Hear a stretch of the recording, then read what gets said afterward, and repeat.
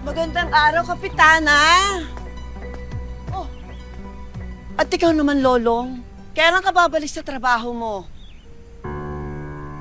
Alam mo, okay na okay ka na. Pero hindi ka nagpaparamdam sa nyugan. Jonah, grabe ka naman kung magsalita.